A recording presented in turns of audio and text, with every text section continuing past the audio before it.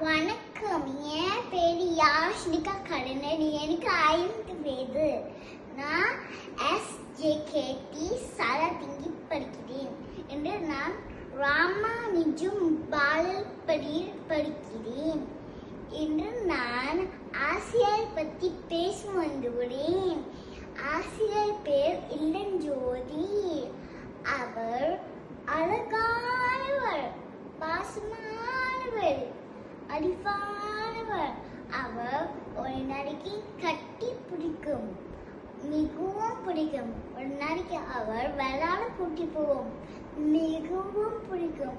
அவர் ஒரு நாளைக்கு புக்கு தருவார், பென்சில் தருவார், ரப்பர் தருவார், சாப்பாடு கொடுப்பார். எங்க எல்லாத்துக்கும் ஆசிரியர் முக்கியம். நன்றி, வணக்கம்.